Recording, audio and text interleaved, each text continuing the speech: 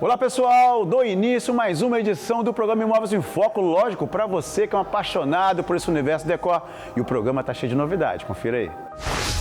Conheça o universo das cores no mercado corporativo. Visite a Quiluz Iluminação. Veja como economizar na construção. Tire suas dúvidas sobre inventário. E confira as possibilidades do uso dos contêineres na arquitetura. Gostou, né? Tudo isso e muito mais a partir de agora comigo, Márcio Monteiro, pela TV Tribuna SBT para todo o estado.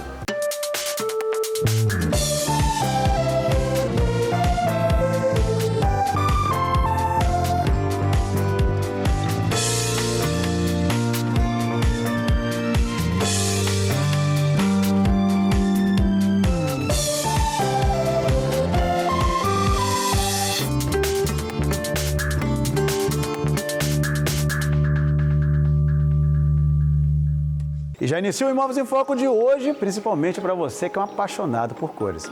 Ainda mais quando essas cores estão dentro de ambientes decorados residenciais, não é mesmo? Você sabia que essas mesmas cores estão ganhando espaço em ambientes corporativos?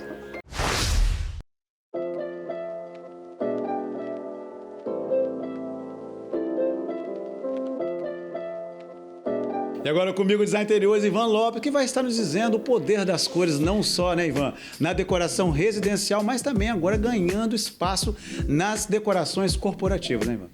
É isso mesmo, Márcio. Obrigado mais uma vez pelo convite. E os ambientes corporativos, eles vêm lançando tendência, eles vêm fugindo um pouco daquele padrão de que o básico, de que o normal, como as cores neutras, faziam mais sentido. Hoje, as tendências que a Milão colocou agora na última feira, que terminou esse final de semana, é justamente isso. As cores estão invadindo o ambiente residencial e os ambientes corporativos também. O preto e o branco e o marrom deixaram de ser as cores primárias nesse momento decor, onde o azul, o vermelho, o amarelo, o verde, eles entram fazendo toda a participação e acaba sendo o elemento principal do projeto. É lógico, se preocupando sempre, né, Ivan, também com os excessos, né, que às vezes as pessoas ousam, né? Exatamente. Tem muita gente que fala comigo assim, alguns clientes, eu gosto do preto, eu gosto do cinza, que é tendência, só que você deixar um ambiente corporativo muito escuro, isso traz muita tristeza para o ambiente. Então, assim, tudo em excesso, a gente precisa estar dosando isso daí. E tudo muito colorido também não. Então, eu costumo dizer que, assim, o verde é uma cor que traz uma sensação de desperta para quem vai trabalhar com o processo de criação, é uma cor que estimula a sensibilidade das pessoas, o azul já traz uma tranquilidade. Então, assim, foi provado pela ciência, vários estudos da neuroarquitetura, que as cores estimulam o ambiente corporativo no seu lado profissional, onde a empresa tendo esse ambiente aconchegante, a produtividade dela é maior. É lógico, né, Ivan? Porque hoje as empresas, eu percebo que ela não só se preocupa com o lucro em si, né? Também se preocupa com a qualidade de vida do funcionário, que com certeza é uma consequência que venha dar lucro para ele também. Então as cores neste momento vêm trazer esse bem-estar para o funcionário.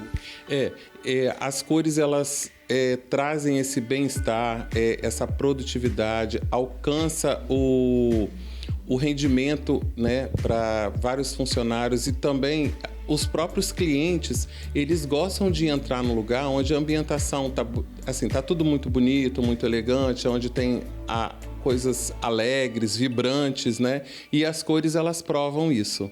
Então as cores, elas não só remetem à cor na pintura de parede, mas também em quadros e esculturas também.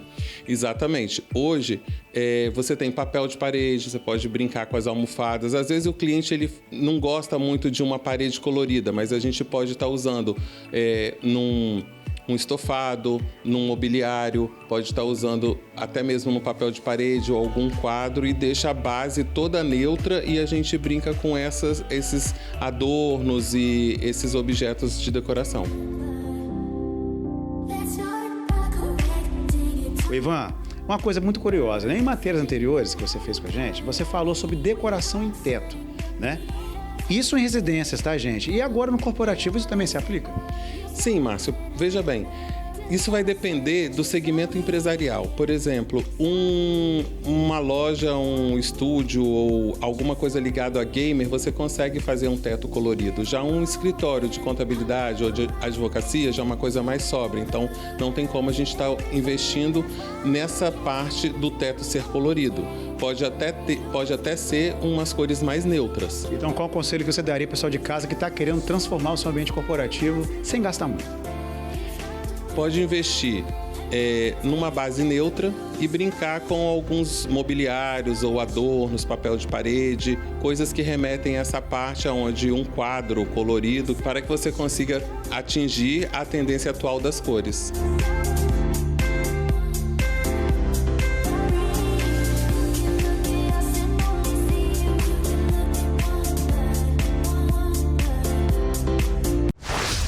Tá vendo aí, gente? Que matéria curiosa. E é lógico, né? Sempre ambientes decorados com cores traz sempre muita vida, principalmente em ambientes corporativos para engajar vendas, não é mesmo?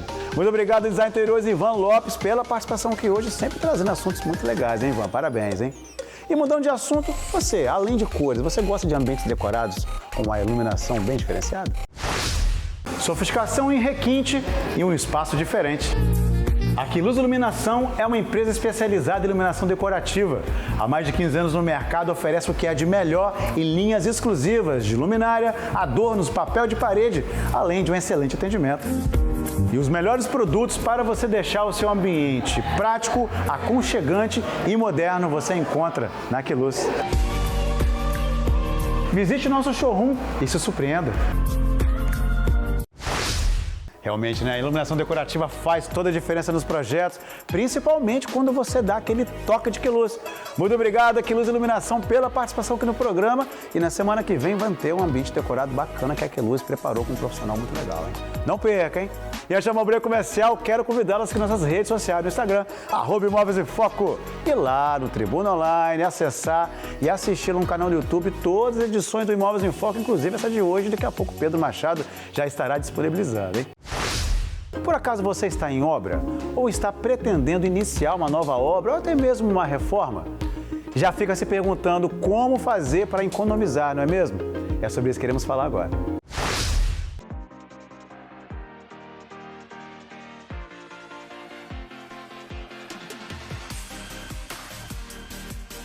E agora comigo o engenheiro civil Fábio Moraes, que vai estar explicando como melhor economizar na execução de uma obra, né?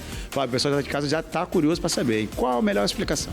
Rapaz, a gente tem que tentar evitar já de cara os principais erros que a gente comete, que são o retrabalho, em função de algumas modificações que são feitas de última hora, improvisações que são feitas na obra. Isso é muito comum acontecer numa obra, né? Todo mundo já construiu, já sabe que chega na hora H, muitas vezes se muda alguma coisa. Ô Fábio, e como evitar esses erros? Olha, a principal forma de você evitar erros desse tipo é ter um bom projeto, né? Então, assim, a gente fala que projeto brasileiro tem mania de não projetar e de executar, né? Executar muito rápido e projetar muito mais rápido ainda, né? Então, o que a gente pede? Por favor, vamos lá, vamos fazer projetos bons, acionar bons profissionais, né? Buscar a melhor técnica, porque na hora que você contrata um arquiteto, você já começa a dar uma linha para a tua obra, né? Se a tua obra vai ser uma obra de luxo, você tem ferramentas para fazer com que ela seja uma obra de luxo sem que ela seja muito cara, né? E aí você economiza. Então, um bom projeto te traz uma boa economia. Na época da pandemia, muitos materiais ficaram em falta, né? E isso também encareceu muito na obra, né? Sim. Os custos, como vocês devem ter reparado, os custos de 2020 para cá, eles mais que dobraram e a gente está sempre enfrentando falta de produto. Então, um outro item que a gente pode trabalhar para poder ter um custo bacana é você estar sempre antecipando as suas compras, sempre que possível antecipando. E buscando as alternativas mais baratas, obviamente, aí, né, tô chovendo no molhado. Mas se você deixa uma obra parada, o teu custo aí, ele dispara. Porque você tem gente parada, sem produzir, a efetividade, né, da coisa não é a melhor. Você falou da questão do projeto, né? Eu acho que você falou o principal de tudo. Porque se você não tem projeto e não tem licença, já leva uma multa da prefeitura, já é um prejuízo. Leva uma multa da fiscalização do CREA e do CAL, já é outro prejuízo. Então isso já, a economia já acabou, né? Tudo isso foi pelo ralo, né? Toda a antecipação que você fez, né, para tentar fazer uma obra barata, num erro desse, né, você acaba... E além de tudo isso que você está falando, além das multas em si, construir certo é sempre mais barato, né? Uma obra não é uma questão de sorte. Você tem uma obra barata, não é uma questão de sorte, é uma obra de engenharia, né? E você precisa realmente ir buscar os fundamentos, né, para buscar a melhor opção. Uma outra coisa que eu esqueci de comentar também é o seguinte, Márcio. Um projetista, muitas vezes, quando você vai fazer um orçamento de um projeto, né, muitas vezes você vai encontrar diversos preços, né? O que a gente às vezes não se atenta é que quando você pega uma cotação de um projeto, esse projeto pode estar um pouquinho mais caro que o outro. Só que se você não tiver uma boa referência do projetista que está mais barato, você acaba muitas vezes colocando nas mãos dele uma obra que vai custar, sei lá, R$1 milhão. E ele vai definir para você quanto você vai gastar de cada coisa, cada um daqueles materiais que estão caros hoje, né? E vai fazer com que você acabe gastando mais. Então, o que você pagou barato no projeto, você gasta depois na execução.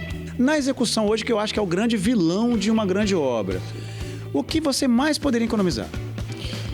Acho que hoje você economizar em ferro, aço, né, que vai dentro do concreto, você economizar em estrutura, isso faz uma diferença no obra. A estrutura em si, ela custa, sei lá, 30% do preço de uma obra. Se você conseguir economizar 10%, 15% numa estrutura, ou numa instalação hidráulica, numa estação elétrica também, todas essas instalações que são frutos de projetos, bons projetos, vão gerar projetos econômicos, instalações econômicas, e isso é uma economia. Com certeza você consegue ganhar aí facilmente 20%, 25% no valor da obra. Infelizmente, Márcio, o que eu queria deixar assim como uma reflexão final é o seguinte: no Brasil, diferente de outros países evoluídos, a mão de obra ela é muito desvalorizada.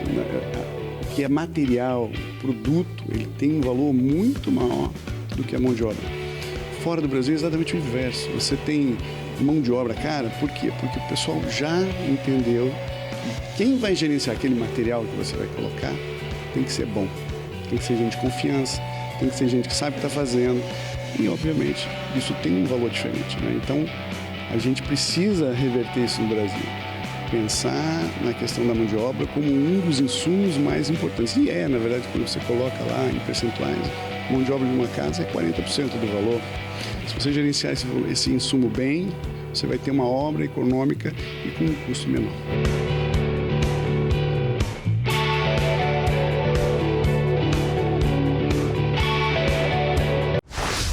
Que matéria interessante, não é mesmo, gente? Principalmente para você que está nessa fase tão complicada de execução de obras, gastando muito, às vezes faltando material e, em alguns casos, infelizmente, até tendo desperdícios, né? Muito obrigado, engenheiro civil Fábio Moraes, pelo esclarecimento, deixando o pessoal de casa, economizando, hein? E mudando de assunto, você sabia que quando morre uma pessoa titular de um imóvel, é necessário e obrigatório fazer um inventário? Mas você sabe realmente o que isso significa?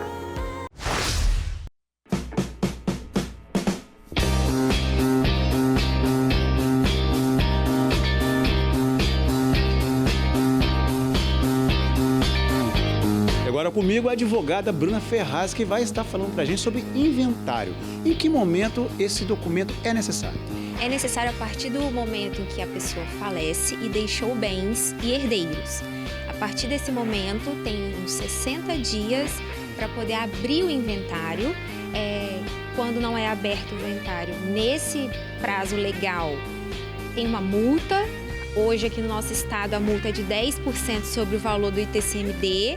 Então, esse prazo é necessário ser observado pelos herdeiros. Então, no caso, é uma obrigação da pessoa que ficou como herdeiro? Sim, é uma obrigação, mas não só o herdeiro, né, pode ajuizar e dar entrada no inventário. Credores podem fazer isso, cônjuge, companheiro, que também podem ser herdeiros nesse caso, mas sim é uma obrigação legal. É dessa forma, através do inventário, que é passado a propriedade do imóvel, dos demais bens para as pessoas herdeiras. É um assunto até que eu acredito que muitas pessoas, quando vem um ente querido a falecer, é um momento muito complicado, né, que a família passa, né? Mas esse documento, quando você dá entrada exatamente aonde? É no cartório? Onde seria? Existem duas formas de ser feito o inventário. A judicial, através de um processo em juízo, e a extrajudicial, que é através, né, do cartório, mas para essa extrajudicial precisa ter consenso, não pode ser menor de idade. Doutora, fala pra gente aqui, qual é a diferença desses dois processos, judicial e extrajudicial? No judicial, nós temos que entrar com um processo no judiciário, pode ser feito quando tem testamento, quando tem menor. O extrajudicial, ele não pode ter testamento, não pode ter menor envolvido e todos os herdeiros precisam estar de acordo, tem que ser um consenso de todo mundo. Se não houver consenso ou menor ou testamento, necessariamente vai ter que ser aberto um processo judicial. E esse imóvel só pode ser comercializado, vendido ou alugado só depois desse documento? Em tese teríamos que esperar o inventário. Porém, nós temos meios, principalmente quando o processo demora muito, né, no judiciário, nós temos meios de conseguir vender esse imóvel antes do término do inventário.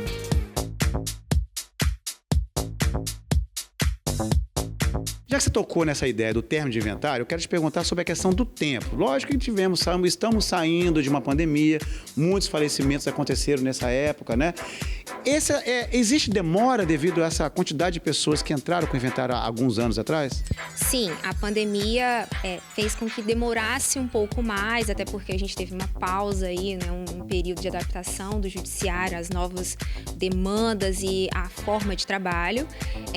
Eu já tive experiência com inventários que demoraram mais de 10 anos e ainda estão tramitando. Mas o extrajudicial feito em cartório, amigavelmente, é muito mais célere. Cerca de 6 meses, aí a gente já consegue finalizar. Mas, claro, dependendo do caso, dependendo da quantidade de imóveis e de bens e dependendo também do estado, né? Recolher o imposto. Então, tem uma série de acontecimentos que fazem com que ele demore um pouquinho mais ou um pouquinho menos. Lógico que todo mundo de casa está querendo saber a questão do custo-benefício. É obrigatório, tá, gente? Mas é caro para fazer esse documento? Depende da quantidade de imóveis, da quantidade de bens deixados pela pessoa falecida. Depende também da localidade, né, desses imóveis, se é aqui no estado, se fora. O custo-benefício, às vezes, do extrajudicial é muito bacana pelo tempo, né? Mas o imposto de ITCMD vai ser cobrado tanto no extra como no judicial e se respeitado o prazo de 60 dias, não vai ter a multa que eu havia falado anteriormente. Bem tocado nessa questão da multa, que você falou logo no início do nosso bate-papo. Vamos imaginar que mesmo assim essa pessoa não quis fazer no caso, e ela vai levar a multa futuramente, mas depois, mesmo pagando a multa, ela tem a chance de resolver o problema futuramente? Sim, tem e deve resolver, porque se o imóvel não for inventariado, se não for ajustada essa questão da propriedade que passou da pessoa falecida para os herdeiros, a venda, a negociação desse imóvel vai ficar prejudicada. E mesmo assim, se essa pessoa insistir em querer vender esse imóvel e esse terceiro comprar, ele vai ter algum tipo de problema? Pode ter sim, porque como o herdeiro não é proprietário ainda, ele vende a posse do imóvel. Então, a gente vai ter essa questão que ele vai estar adquirindo a posse e não a propriedade.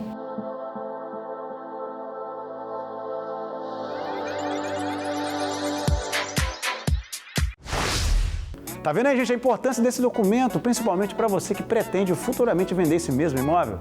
Muito obrigado, advogada Bruna Ferraz, pelos esclarecimentos, deixando o pessoal de casa muito mais bem informado, não é mesmo? Mudando de assunto, você busca um centro de ensino de qualidade para o seu filho? Irei te apresentar Centro de Ensino Albert Einstein. Todo mundo sabe que cuidar dos filhos é coisa séria e a escolha da melhor escola não fica diferente disso. Desde 2002, o Centro de Ensino Albert Einstein traz o que há de mais moderno pelo sistema Eleva de ensino, deixando você conectado com o aprendizado do seu filho. Além da unidade Itaparica, agora temos a nova unidade da Barra do Jucu. Da educação infantil ao fundamental, séries finais, com foco no esporte e na educação socioemocional, com o programa Live. No integral, além de estruturar o aprendizado do aluno, possibilita atividades artísticas, esportivas e acompanhamento nutricional. Aqui eu tenho a certeza que a educação é algo fundamental na parceria com a família, cuidando do meu bem mais precioso. E é por isso que eu digo, Centro de Ensino Albert Einstein, neles eu confio.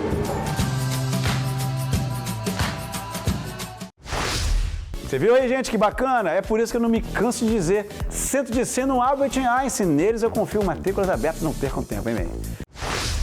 Eu já sei que você é um apaixonado por universo decor, principalmente por arquitetura, não é mesmo? Existe dentro da arquitetura diversos formatos de construção e também, dentro desses mesmos formatos, existe construção de containers. É sobre isso que vamos falar agora.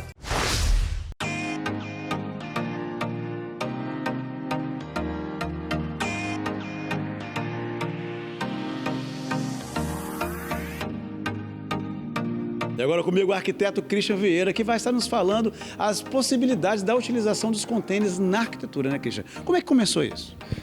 Então, a utilização de container fora do Brasil já é usada há muitos anos, né? Então, no Brasil tem bem menos tempo. E esse tipo de uso de container, de arquitetura em container, tem várias possibilidades, tanto comercial quanto residencial. E você consegue fazer uma loja comercial, por exemplo, em um prazo muito curto e você fosse fazer uma alvenaria, então o tempo que você economiza de uma construção em container, de uma construção convencional, nessa diferença de tempo, você estaria ganhando dinheiro já. Numa residência, por exemplo, quero fazer uma casa em container. Uma casa convencional, vamos lá, demora mais ou menos um ano, dependendo, 1 ano e meio, uma casa de uns 300 metros quadrados. Se você fizer em container, você vai gastar no máximo 6 meses para construir, porque já vem toda pronta, modulado, é quase brincar de Lego, né? Você vai montando a modulação, você consegue fazer os cortes, encaixar e ir montando e já chega praticamente pronto e montado. Para você fazer uma base estrutural, você faz um radier lá para fazer um pavimento, um radier suficiente, ou você faz umas sapatas, dependendo do peso, faz o cálculo de peso, porque o container não é muito mais leve do que uma arquitetura, do que uma construção convencional. Então você consegue fazer uma estrutura muito mais leve, a fundação muito mais leve.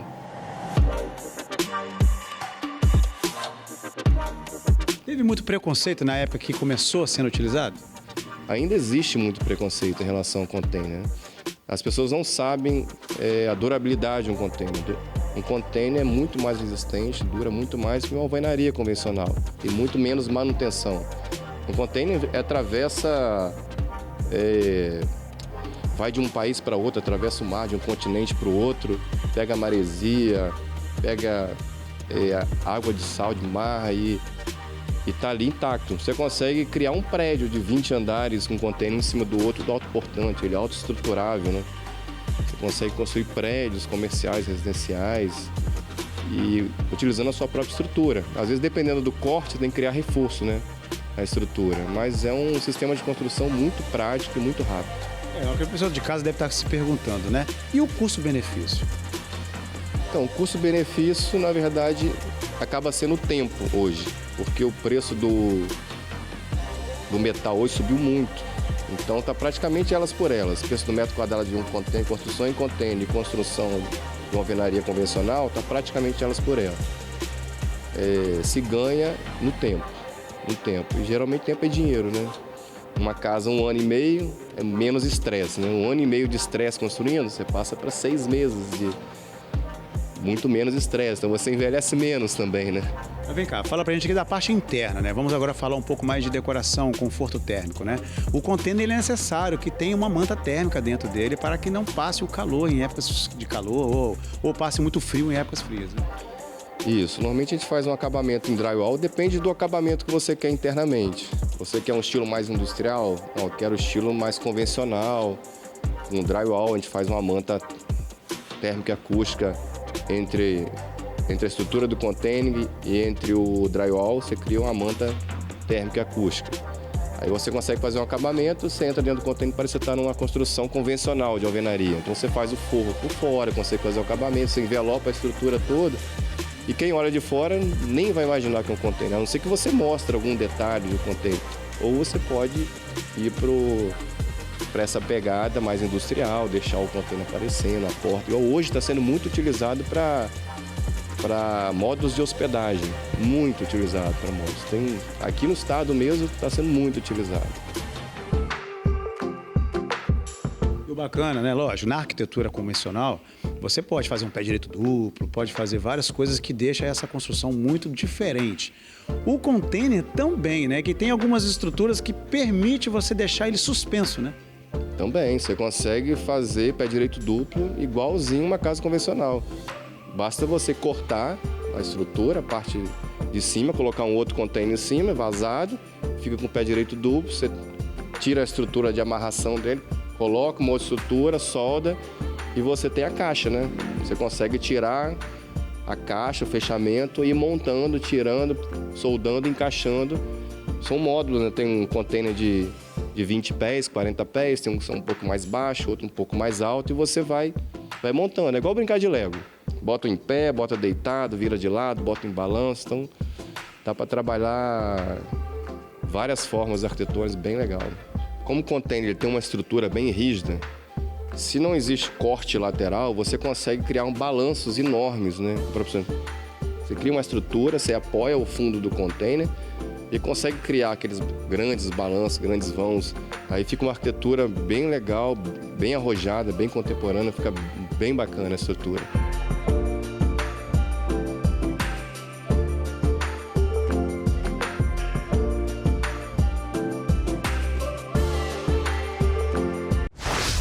Que matéria fantástica, não é mesmo, gente? Ó, eu sou suspeito de dizer, viu? Porque eu sou apaixonado por construções em container, principalmente quando você ousa, né, a criatividade. Muito obrigado, arquiteto Christian Vieira, pela participação aqui hoje, trazendo mais uma vez um assunto tão bacana como esse, hein? E você de casa, gostou do Imóveis em Foco de hoje? Infelizmente, chegamos ao final dessa edição. Ficou triste, né? Não fique não, é só você nos acompanhar nas nossas redes sociais, no Instagram, @Imóveis em Foco e lá também no Tribuna Online, acessar lá no canal no YouTube, Imóveis em Foco e assistir todas as edições e dar um like lá, não perca tempo, hein? E todo sábado, 8h30 da manhã e também 9h30 da manhã no domingo. Não deixe de assistir toda semana comigo, Márcio Monteiro, pela TV Tribuna SBT, para todo o estado. Aguardo você até semana que vem, hein?